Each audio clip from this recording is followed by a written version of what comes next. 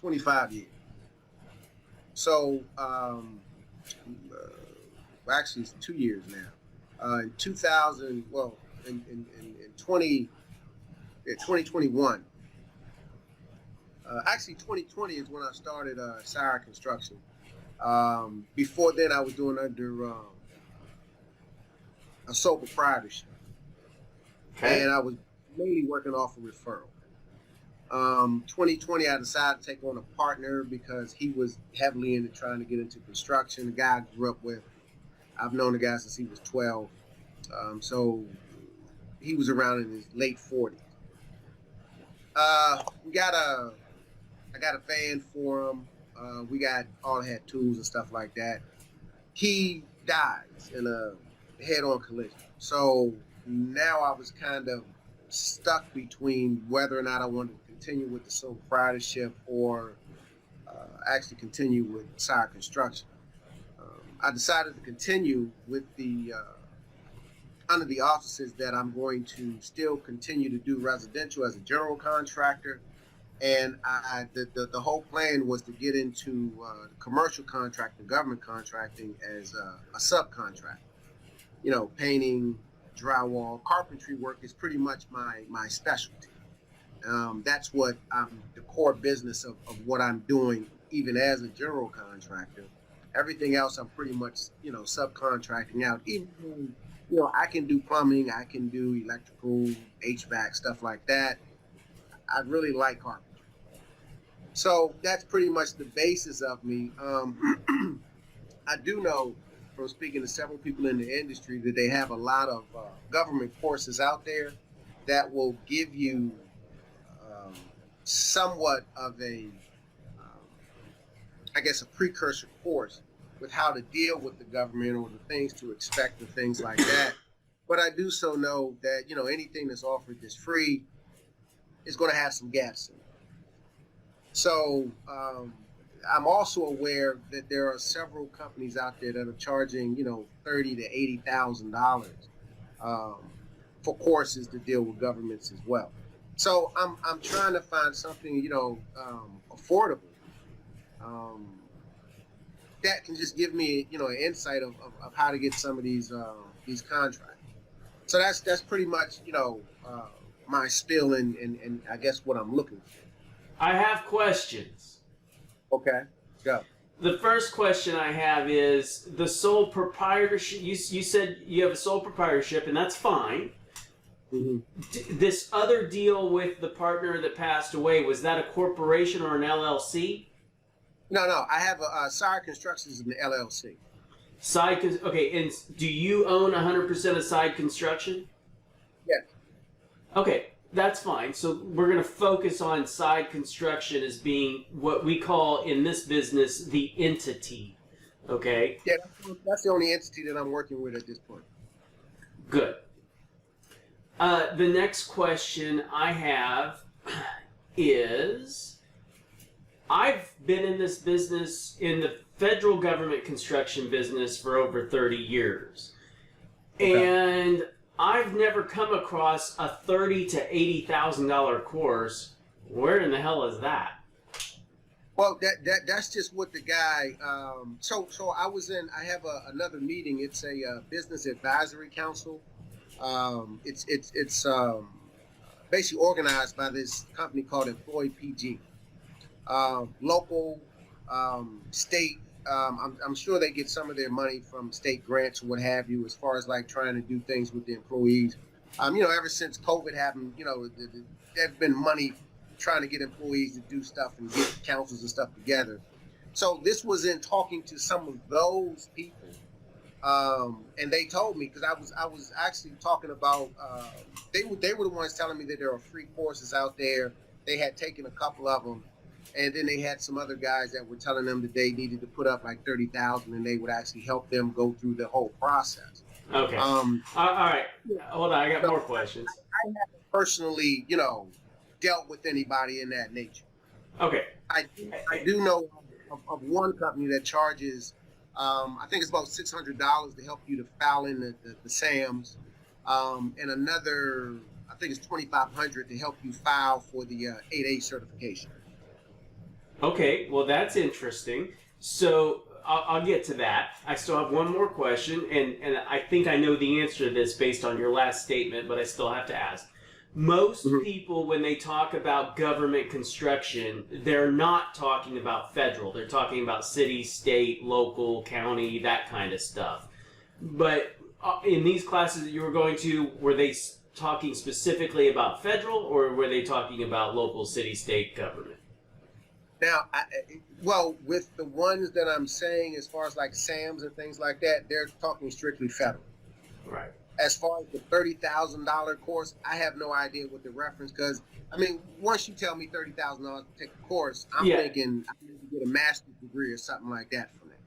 Sure. So, nah, I just didn't ask any questions because I knew it was something that I was never going to spend money on. I'm with you. Okay. Now that I've got the clear picture, do you have plenty of time for this phone call?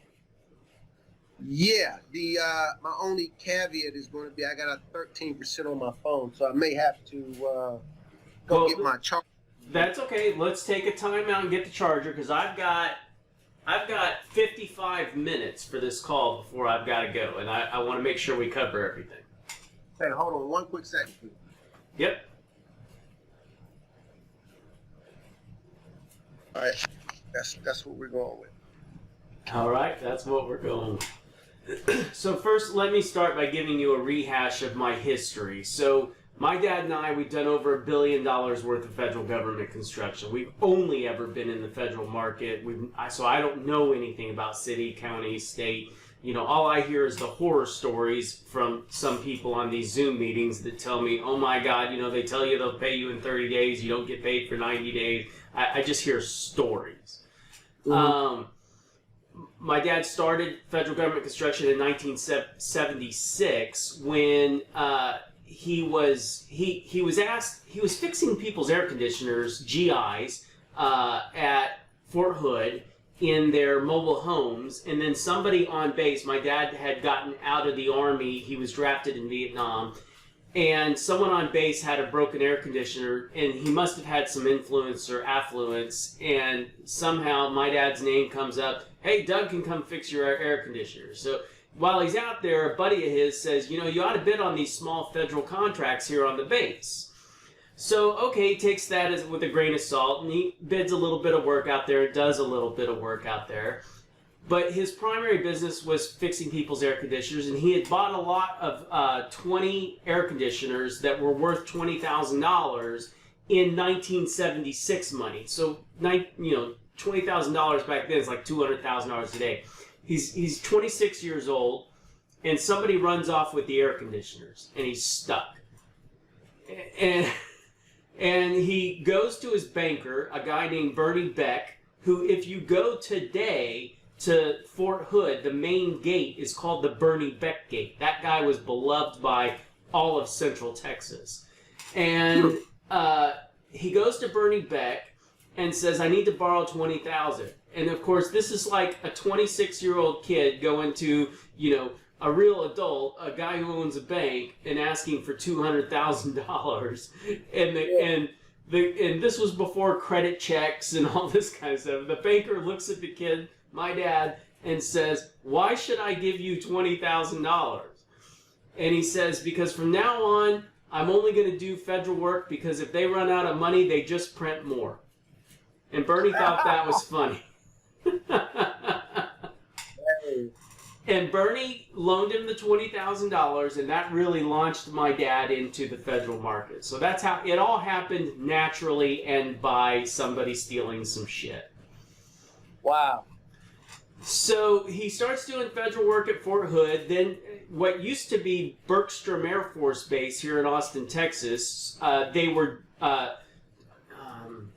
decommissioning Bergstrom Air Force Base. There's a BRAC, Base Realignment contract, where they were going to sell off Bergstrom Air Force Base. Eventually, the city of Austin bought it. But he started getting a bunch of demo work down at Bergstrom Air Force Base. So he moved us to Austin, was doing a lot of federal construction. And then in the 80s, once he really understood how it all worked, he built a company with his brother from $500,000 worth of revenue a year to $95 million a year in their 9th year. They doubled in size and revenue every year through the 80s.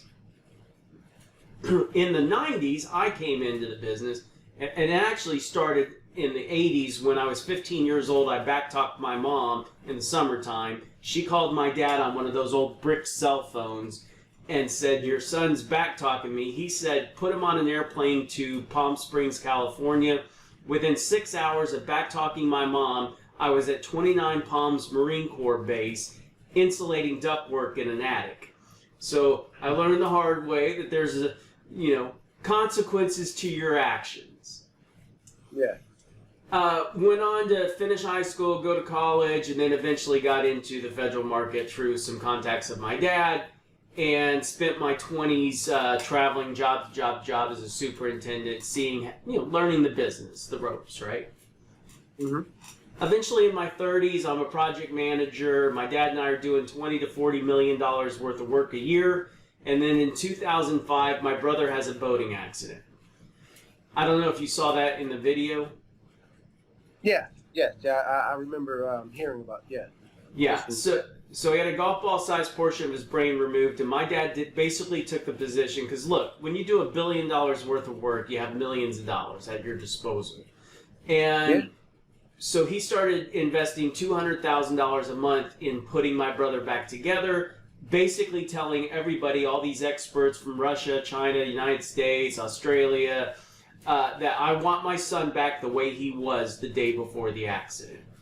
And so we spent 5 years putting him back together. And then, everything in my story is just kind of a natural progression, in the sense that in 2009, the recession hit. And the local newspaper wrote an article that the construction industry had gone to shit. So my dad is reading the paper, sees this article, and he emails the girl that wrote the article and says, "Hey, maybe the commercial and residential industry's gone to shit, but the federal market, Obama just issued $150 billion into the federal market to stimulate the economy with the American Reinvestment and Recovery Act. The federal market is booming. There's not even enough contractors to do $150 billion worth of work." And she says, "Would you write an article about that?" So, my dad well, hell yeah. He writes this article. And he calls it "Show Me the Money." It was a popular tagline from a movie back then. And so anyway, he writes this article. Well, that article, I don't know if you knew this, but when you write articles, other people can ask to publish the article. So this guy, David, his name escapes me right now, but he owns a magazine called Commercial Construction Renovation Magazine. So he reprints the article in his magazine, and it gets published nationally for people that read that magazine. Well, a guy named Jacob Kroll up in Dallas, Texas, calls us, figures out how to get a hold of us through the article, and says, "Would you be willing to give a speech about what you wrote in front of my group of 110 roofing and restoration contractors?" Sure. So we go up there, we give this speech. Well, my dad's got 110 contractors in front of him. He gives this hour-long speech about the opportunity in the federal market. And then at the end of the speech, he does something I wasn't expecting him to do. He says, "I'll take 10 companies at $10,000 a company. You can bring 2 people, so that'll be 20 people in the room, and I'll teach you everything you need to know to be successful in the federal market, but it'll take 3 days." Now, basically, today we call this the workshop. But back then, when he made that statement, there was no workshop. It didn't exist. He just sold something that didn't exist. So we got bum rushed at the stage because he said only 10. So it was like the first 10 people, and I'll never forget, I had this thing, a little credit card reader that plugged into the headphone jack of my phone. At the time, it was called PayPal Here. I don't think it exists anymore. But after like the third charge of $10,000, I got a phone call from PayPal, and they said, "Hey, there's some fraud happening on your account." And I said, "Don't turn it off. Don't turn it off." And we swiped $100,000. So we go back to Austin. We design this workshop. What would a contractor need to know to be successful in the federal market? So we go back up to Dallas and we teach this thing for 3 days. And man, all of a sudden the guys start going out and getting federal contracts. Now look, if you're a client of mine, if you're in my room for 3 days, I know your company name, right? So I started, where's my button here?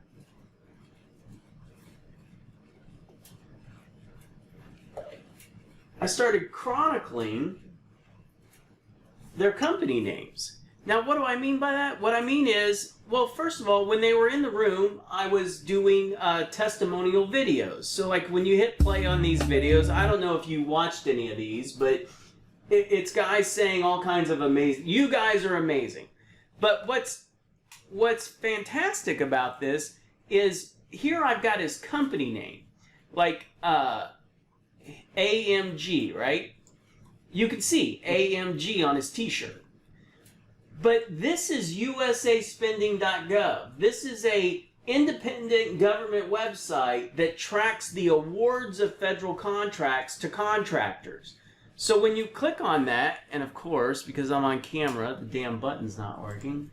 But if that button was working, you'd see that he'd been awarded $4.1 million in contracts. And then here's a video, and here's his number of awards and federal contracts. And I mean, you know, this guy got $50 million, but it's not me saying he got $50 million, it's usaspending.gov. But even this guy's video, he says, I started a year ago. And when you click on his USA Spending, I wish their website was up right now. I don't know why it's not. I wonder what happens if you just go to usaspending.gov. Yeah, their whole website's down right now, but there's plenty of videos of me doing this live and show that this is independent, but it also shows, if you compare their dates of when they're doing the video, you compare the dates to when they started getting federal contracts, it all lines up. Mm-hmm. And I love that because I call it indisputable proof. In other words, you come to our workshop, you start getting federal contracts. It all matches up. So we start doing this workshop, and this is what it looks like. I've always got it running in the background, and I can play it for you. You just listen for a minute. Big problems equal big opportunities. If somebody needs something, and they really need it, they're desperate to get it done, you understand? That's the opportunity you're looking for, the need. Okay? You focus on the need. So what you're seeing is day one of the 3-day workshop. Once I understand the need, prior to the pandemic, obviously, we were bringing everybody into this room and teaching federal government contracts for 3 days. Problems like that usually have a budget associated with it. Can you share that? And then during the pandemic, I always recorded all our workshops that we did. And then to the budget. So I just started editing the budget is before we get the recordings into an online training. I don't mind telling them, look. But it's the video is shot from the perspective of the viewer. You know, it's like if you're looking at that right there, it's like you're sitting in the room. You've always got the best view deliver the goods in the room. And that's day one of the workshop. Day two looks like this. The genius part. I know the other part stuff sounds genius, but this is really the genius part. I told him, I want your cost to be more than the contract amount, and then I want to put a cover letter that says, Dear Contracting Officer, you said you would look at our costs. And when we put our costs together, our costs were more than the contract amount. But it's taught by guys who actually did it. We did the work. We bought it out. We performed it. We built it. You know, all the problems that all the processes, tools, templates, technology, everything that we developed over 3 decades in the business. That's an innocent-sounding question, isn't it? We teach in this 3-day class. Our costs are more than our contract amount. I don't know how to get that money. Can you And this is day 3 of the workshop. Do you remember me saying that the rule was if there's only one bidder, and that bidder is 15% or more above the government estimate, they cannot award the contract? Why does our government, in their infinite wisdom, have that rule? Anybody? Tax dollars money. Protects tax dollars, right? Because Sally, what's she trying to do? Get George's job done. He needs it. It's his money. He went and asked for it to fix his fish hatchery. It's sitting on her desk. He needs it done. It's not going to get done until she finds a contractor she can award it to. Does that make sense? Yes. Okay. So suddenly somebody turns in a bid for $1 million, and it's only $100,000 worth of work, and they got all this money left over in the budget, and it's real easy to just, man, we can just push that money out the door. Woohoo! We spent all our money, right? Without regard to the value our government's getting, okay? She might just do that. But here's the thing. There's things that happen in this business that nobody will ever tell you. In other words, there's guys like you all around the country, right? Like you saw the opportunity where I said there's 1 million contractors and they're going after 600 billion. Maybe you're on mute. No, I'm still here. Okay, so did you see that in the video, the ad? Okay. Yeah. So, look, contractors typically, if I go to any contractor across the United States, if I needed your services, people will work for between $20 and $250 an hour. In other words, if I came to you and said, hey, I need you to work for me for 40 hours for $250 an hour, would you work for me for 40 hours? Yeah. Yeah, you would. Okay? But there's some people in this business that are making thousands of dollars an hour, but nobody's telling guys like you how to do that. Okay? That's true. So, do you have a separate device that you can Google something? Yeah, I can pick this. I can turn the computer on right quick. That's all right. We have plenty of time for this, but I want you to Google something.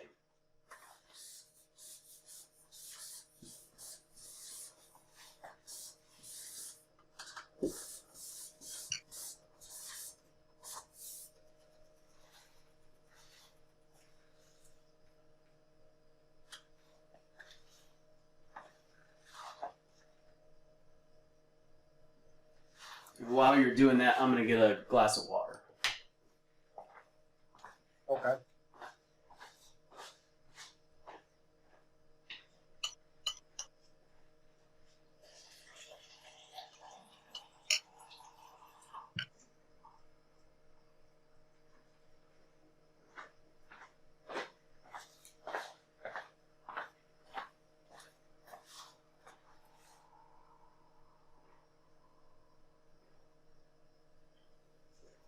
Hmm.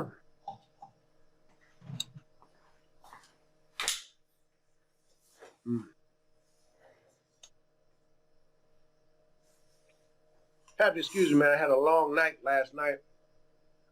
I had an early morning appointment. So I missed breakfast. Oh, that's okay. I'm trying to, Multitask. yeah. I mean, that's pretty much the nature of the business, man. That's why I'm in the process of trying to go through some rounds of funding so I can bring on, more guys.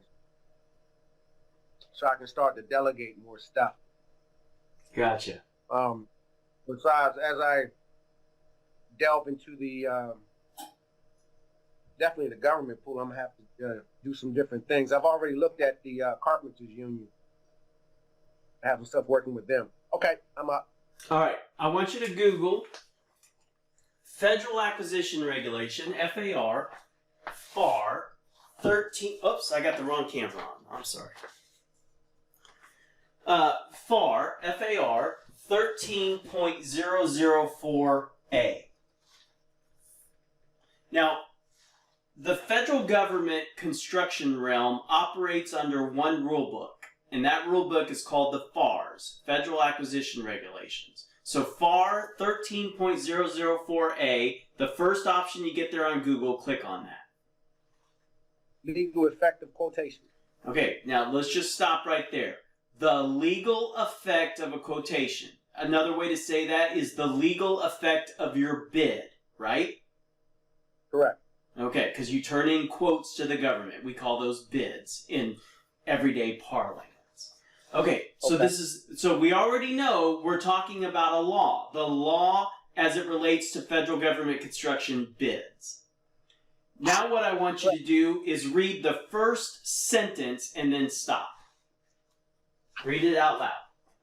It says a quotation is not an offer and consequently cannot be accepted by the government to form a binding contract. Okay, stop right there. Stop right there. Okay. A quote is not an offer and can't be turned into a contract. So that means that when you turn in a bid to the federal government, they cannot turn it into a contract. That's interesting in the sense that in the real world, if I let's say you call me up and you say, Sean, I need you to build me a small house. And I give you a quote that's signed for $100,000, and then you sign it, what do we now have in the real world? A contract. But what does it say there? It says, when you turn in a quote to the government, it's not an offer, and it can't be turned into a contract. Period. Correct. Okay? Now read the next sentence. Therefore, issuance by the government of an order in response to a supplier's quotation does not establish a contract. Okay, that's right, but what it's actually saying in the second sentence is, hey, if we screw up, if we the government screw up and we do take your quote and we do turn it into a contract, it's null and void. Yeah. Okay? That's what that's saying. Now, read the rest of it out loud. The order is an offer by the government to the supplier to buy certain supplies or services upon specified terms and conditions. A contract is established when the supplier accepts the offer. Stop. That's right. So let me explain to you what that means in real life. That means that when you turn in a quote to the government, they can't turn it into a contract. They have to take that offer that you gave them and they have to offer it back to you. They have to say, hey, we got your quote for $100,000 to bid this house. Would you please accept this offer from us for $100,000 to build this house? That's different than how the real world works, isn't it? Most definitely, because, I give people estimates, they approve the estimates, and then when I start to issue an invoice. That's right. It's different, okay? So now, when they offer it back to you, you have 4 options. Number 1, you can accept. You can say, hell yeah, let's do it. Number 2, you can withdraw. Number 3, you can negotiate. And number 4, you can stall for more time. Now, look at number 2, withdraw. That means that every bid you ever turn into the federal government, you can withdraw. You're at no risk. Okay. If you're at no risk for every bid you ever turned in, how many should you be turning in? As many as you can. As many as fast as you can, because you're at no risk. So understand, do you think when I turn in a $100,000 bid to the government to build a small house that I'm spending a whole bunch of time trying to figure out what my costs are? Or am I just going, that looks like about $100,000? I think it would be the latter. Yeah, because I'm at no risk for turning in a bid. None. Now, every once in a while, I keep turning these bids in that I'm at no risk for, and every once in a while, the government calls me, and what are they trying to do when they call me? Offer it back to me. They want me to do what? Which one of these do they want me to do? Accept. They want me to accept. But here's what I do. I say, I'm sorry, I wasn't expecting your call. Can I call you back in 24 to 48 hours? I'm stalling. The reason I'm stalling is when I turned my bid in, I went, about $100,000. But now that I've got one on the hook, now I'm stalling and I'm calling a guy like you and I'm saying, hey, Eric, My name's Sean. I'm a national federal contractor. I do everything from wind tunnels, water treatment plants to kitchen renovations. I'm calling you today because there's this small house that the government wants me to build, and I'd like to send over the plans and specifications to your office, and when you get them, my phone number will be in there. Just pick up the phone and call me. I'm already familiar with the job, and I'll walk you through it step by step.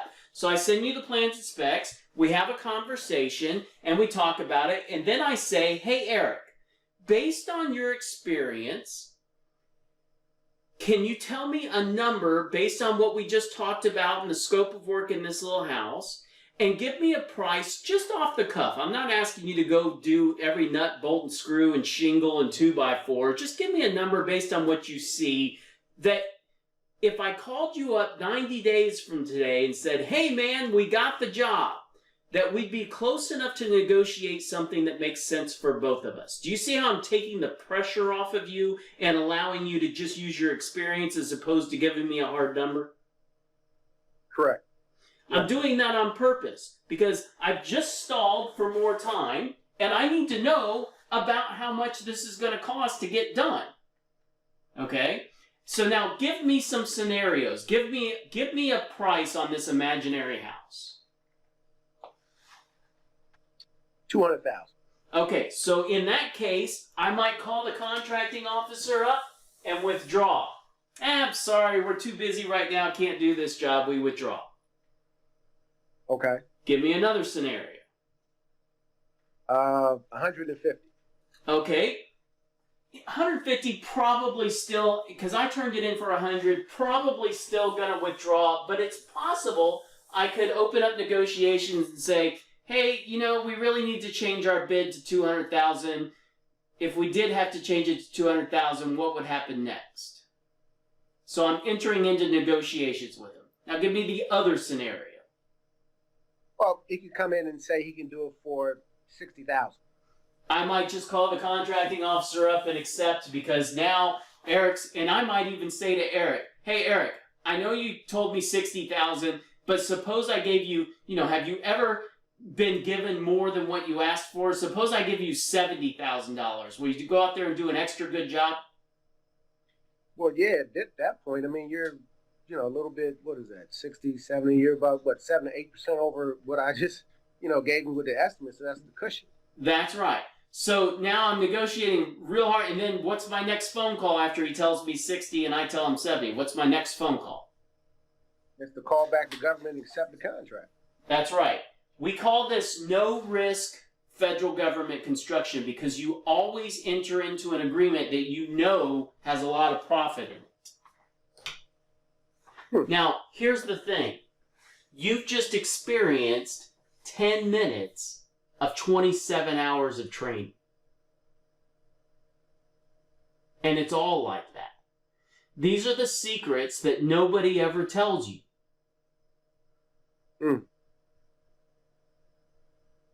Interesting.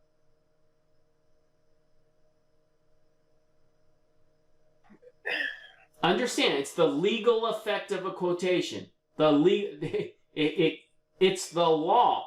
Everything I just explained to you is the law in plain English. But no, even if you were to figure out, oh my God, the federal acquisition regulations, because somebody in one of these meetings says, you need to know the FARs, go read the FARs. Before I explain that to you, would you have understood what that meant and the implications of it? Well, no, not to the degree in which you just explained it to me in 5 minutes? No, not at all. It would definitely have taken me a lot longer to get the nuance.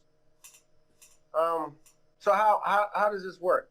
Well, that link I gave you, you just click the link, and when you click the link, it redirects you to this page right there. And that's the 3-day training. When you invest with me, you get right into the training. So, am I able to go, is this something that I can go back into and go over or something like that? I'm trying to read this above my head. Does that say government construction idiots or experts? Experts. Oh, yeah, of course you can go in there and rewatch it. I'm just... Well, I don't know if it was a one-time thing, and then we just, whatever problems I'm having, we just go back and forth. Experts. Okay. All right, not a problem. All right, well, let's see. I'll be finished up with Miss Joy Monday. And she's going to make a deposit then. So I would say probably, well, if she pays online, I should have that money by either Wednesday or Thursday. No worries at all, Eric. Like I said, I'll be here for at least the next 10 and possibly 15 years doing what I'm doing. I think it shows, but I'm never really sure. I love what I do.